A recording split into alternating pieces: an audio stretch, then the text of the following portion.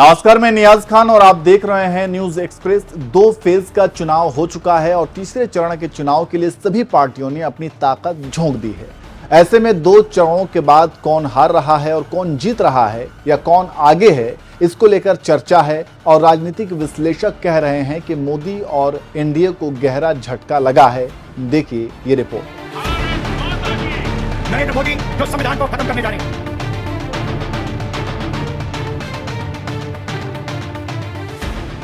दो चरणों का चुनाव खत्म हो चुका है और तीसरे चरण में चुनाव जा चुका है और अब अगले चरण का चुनाव 7 मई को होना है। ऐसे में सभी पार्टियों ने अपनी पूरी ताकत को लगा दिया है, लेकिन पहले और दूसरे चरणों को लेकर काफी हंगामा है। जी हां, जानकार कह रहे हैं कि जैसे ही रिजल्ट सामने आ रहे हैं या अनुमान लगाया जा रहा है कि बीजेपी अपने विकास का झोला छोड़ हिंदू मुसलमान का झोला उठा लिया है और हर एक चीज पर फोकस छोड़ देश को कम्युनल राइट्स में झोंक देना चाहते हैं, तभी तो बांसवाड़ा मंगलसूत्र की बात कर रहे हैं। और जानकार ये भी कह रहे हैं कि ये मोदी की बौखलाहट ही है। ऐसे में हम बता रहे हैं कि 2 फेज में क्या हुआ और बीजेपी कितना पिछड़ रही है।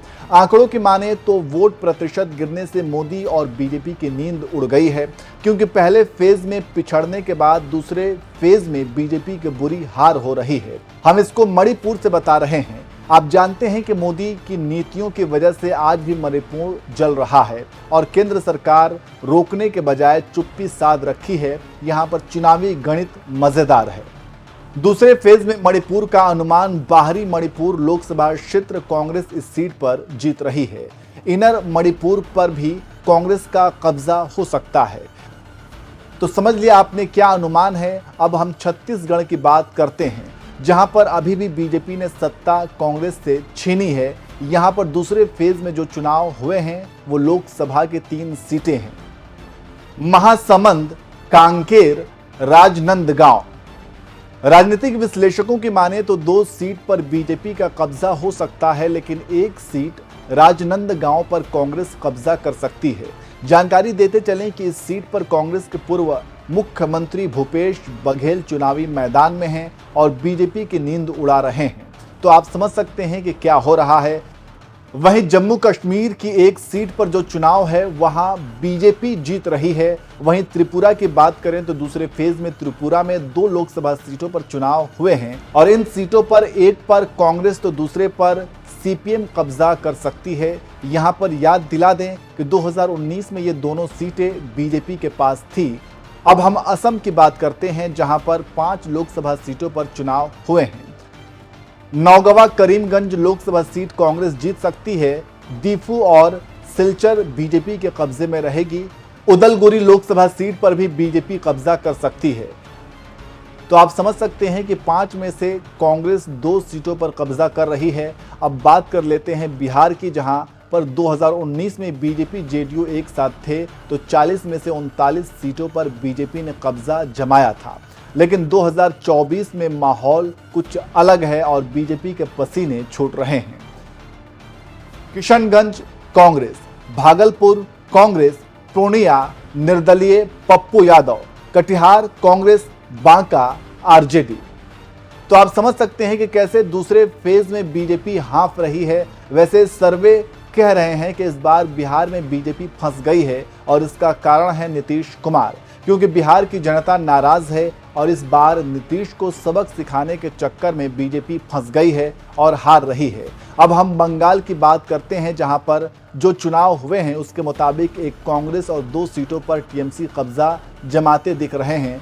अब हम बात महाराष्ट्र की भी करेंगे, जहां 2 पार्टियों को तोड़कर सरकार चलाने वाले अमित शाह के खिलाफ काफी गुस्सा है। महाराष्ट्र में दूसरे फेज में 8 लोकसभा सीटों पर चुनाव हुए हैं। जिन सीटों पर चुनाव हुए उसका नाम है वर्धा, अकोला, अमरावती, बुलढाणा, हिंगोली, नांदेड़, परभणी, यवतमाल लोकसभा सीट पर चुनाव हो रहे हैं और इन सीटों पर बीजेपी काफी परेशान है। अमरावती में बीजेपी चुनाव हार रही है। यवतमाल सीट बीजेपी लूज कर रही है। अकोला, वर्धा दोनों पर इंडिया कब्जा जमा रहा है। बुलढाना, परभणी पर बीजेपी जीत सकती है। हिंगोली पर भी बीजेपी कब्जा जमा सकती है। तो आप समझ सकते हैं कि 8 लोकसभा में से 5 पर कांग्रेस जीत रही है। आपको 2019 का आंकड़ा यहां पर बता देते हैं। 48 लोकसभा सीटों वाले महाराष्ट्र पर बीजेपी शिवसेना ने मिलकर चुनाव लड़ा था और 41 सीटों पर कब्जा जमाया था, लेकिन इस बार शिवसेना उसके साथ नहीं है और जो साथ है वो खुद ही नुकसान पहुंचा रहे हैं। अब हम बात मध्य प्रदेश की करते हैं, जहां पर 6 लोकसभा सीटों पर चुनाव हुए हैं। खजुराहो दमोह लोकसभा सीट पर बीजेपी बाजी मार रही है। होशंगाबाद पर बीजेपी जीत रही है। सतना और टिमकगढ़ पर कांग्रेस कब्जा कर रही है। रीवा लोकसभा सीट पर कांटे की टक्कर है। तो आप समझ सकते हैं कि मध्य प्रदेश में क्या हो रहा है। जानकारी देते चले कि पिछली बार 2019 में 28 लोकसभा सीटों में से एक सीट पर कांग्रेस का कब्जा हुआ था और इस बार कांग्रेस बराबरी की टक्कर दे रही है। इसी तरह कर्नाटक में बीजेपी ने 28 में से 25 सीटों पर कब्जा जमाया था, लेकिन इस बार सर्वे कह रहा है कि बीजेपी 15 सीटें हार सकती है। तो इस तरह से बीजेपी के दक्षिण के द्वार कहे जाने वाले कर्नाटक में बीजेपी साफ हो रही है। इसके साथ ही साथ सर्वे केरल और तमिलनाडु को लेकर कह रहे हैं कि केरल में 20 की 20 सीटों पर कांग्रेस गठबंधन जीत रहा है, तो तमिलनाडु में इंडिया गठबंधन क्लीन स्वीप कर रहा है। इससे आप अंदाज़ा लगा सकते हैं कि बीजेपी में क्या चल रहा है।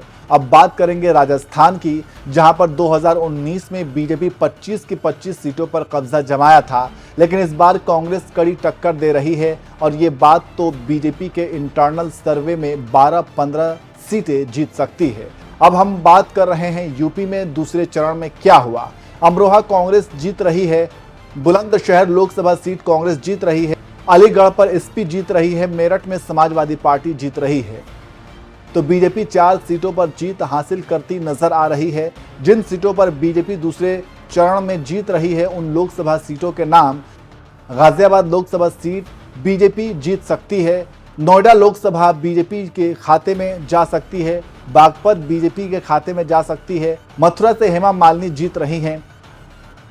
तो आप समझ सकते हैं कि कैसे यूपी में जनता चोट कर रही है और क्यों, और इन्हीं सब को देखकर बीजेपी और मोदी परेशान हैं। अब हम बताते हैं 2 चरणों में जो 190 लोकसभा सीटों पर चुनाव हुए हैं और इन सीटों में इंडिया गठबंधन को 120 में से 125 लोकसभा सीटें जीत रही है। वहीं एनडीए गठबंधन को 190 में से 65 सीटें मिल रही हैं। इससे आप समझ सकते हैं कि नरेंद्र मोदी और बीजेपी को कितना बड़ा झटका लग रहा है। देखना होगा कि आगे चरणों में क्या होता है, लेकिन इन 2 चरणों ने बीजेपी के माथे पर पसीना ला दिया है।